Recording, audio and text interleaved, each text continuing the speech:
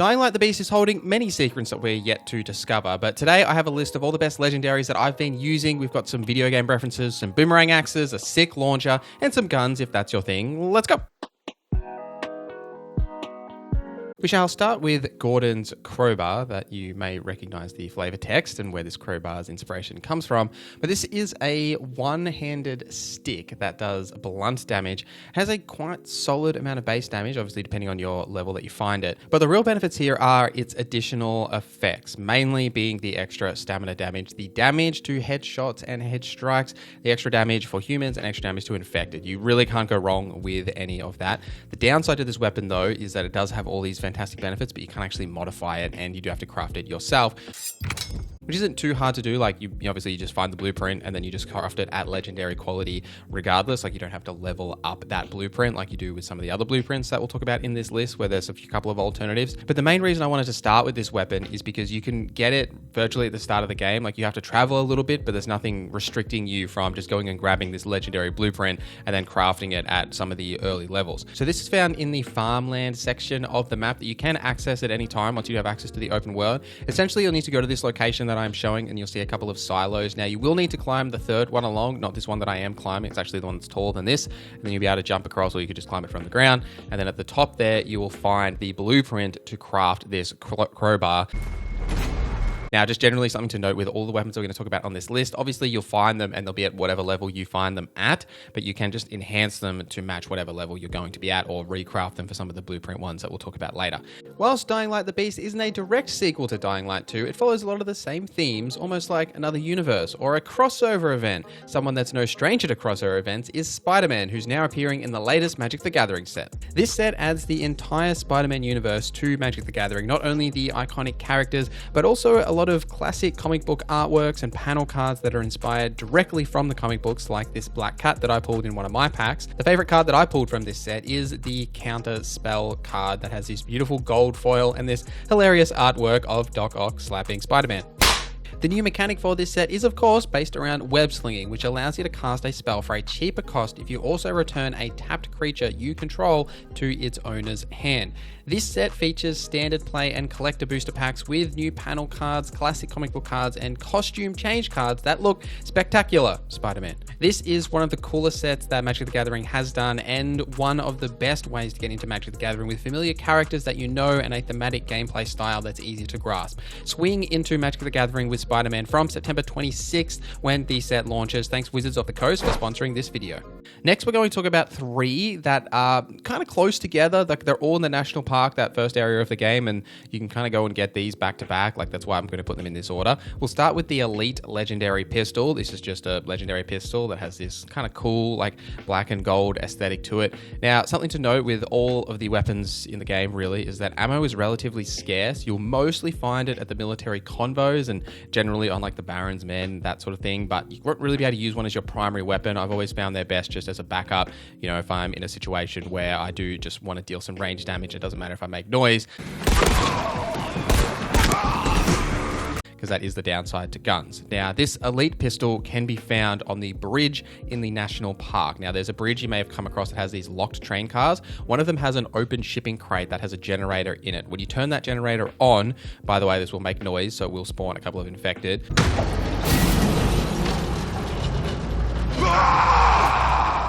You'll then need to grab the cable and head further along the bridge. This will trigger another fight, but once you're done with that, there is another locked shipping crate that you'll have to unlock with a lockpick. Then right inside that door, there is a cable inserter thingy that you can insert the cable to.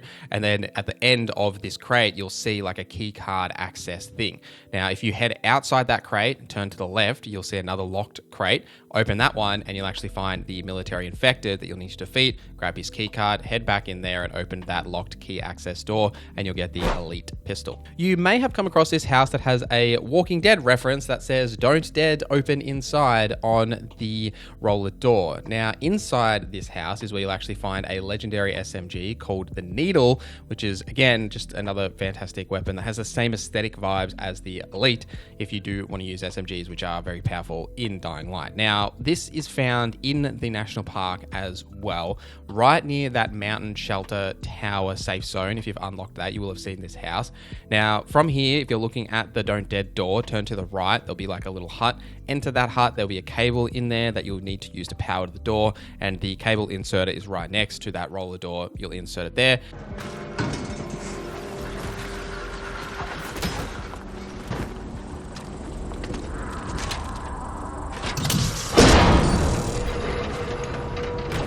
Surprise, surprise, when the roller door goes up, there's a lot of infected in there. You'll need to defeat them. And then if you follow that room all the way to the back, there'll be another locked door that'll have a hard lockpick. Once you have unlocked that door, inside there will be the needle. Potentially my favorite of all the weapons on this list is this Boomerang Axe. It's one of my favorite weapons in the game because it's got this really unique effect that it has extra weapon throw power. Also, you do get extra craft part loots, which is nothing to sneeze at, especially in the early game, considering you can get this early because it is in the national park.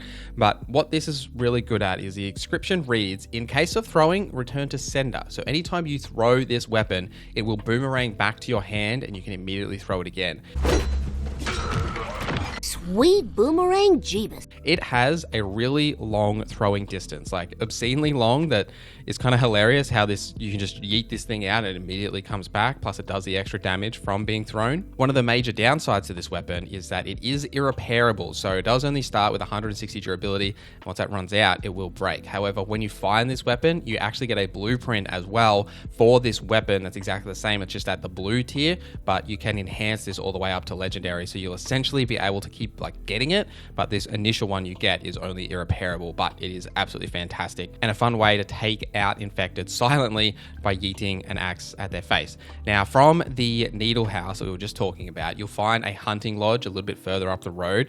Now, from here, if you have the grapple hook, it makes it so much easier to get onto the roof, but if you don't yet, it is still absolutely doable. You just need to get onto the roof on the opposite side that we started at by climbing your way up and then making your way skirting around that roof line. You'll see a open balcony. Climb onto that balcony, and then above the doorway is where you'll actually find this legendary one-handed axe. If you're a night dweller, the next one is absolutely fantastic for you for a couple of reasons. It's the Strauss and Broder Machete. Now, this is great and also not for a couple of reasons. So this machete is fantastic because it has mod slots on it, which the tempered crossbow that we discussed as our first one, you can't actually put mod slots on it. But this one, you can have mod slots on it. However, it is irreparable, just like the axe we were talking about, but also exactly the same. You do get blueprints, so you can upgrade that to legendary if you want to get more copies of this. But it's also fantastic because when you hit infected with it, it does make a really cool sound.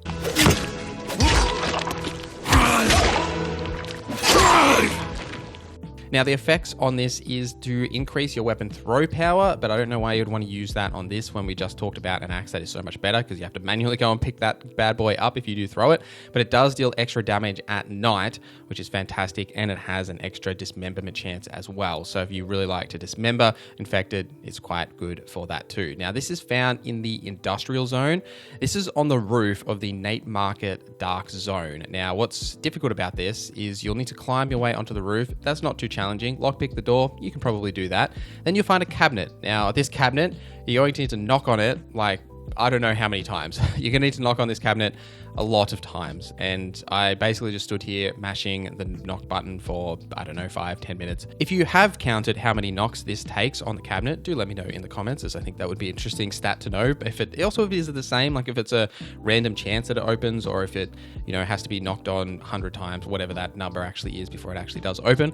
Eventually though, it will open. You'll get a different animation and you'll have the machete in there. And when you pick this up, you'll get the machete and the blueprint, so you can make additional copies of this once this legendary variant does break. So I'm sure you've used a bow. We've already talked about how noisy guns are, but what about a Sawblade Launcher that pierces through enemies? So the Sawblade will go through infected and take out multiple at once. It doesn't make sounds like guns, and it is deadlier than a bow. It's absolutely fantastic. When you do find this blueprint, you will have to craft it yourself, but it does automatically come at the legendary tier. Once you have crafted it once, you'll then get the Sawblade ammo crafting spec, so you'll just be able to craft ammo anytime when you're out and about, just like you can with arrows. So it is quite valuable for that, but they are expensive to make compared to arrows being cheap as they are, though feathers for some reason are just impossible to find in this game.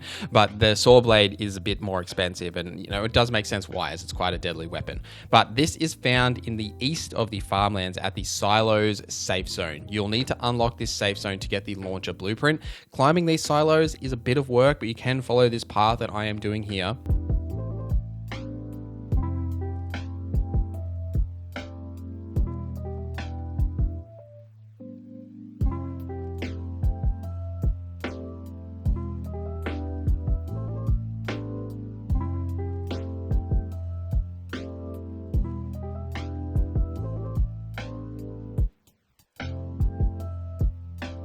At the top, you'll probably find a lot of infected. You need to defeat them or just kick them off the ledge.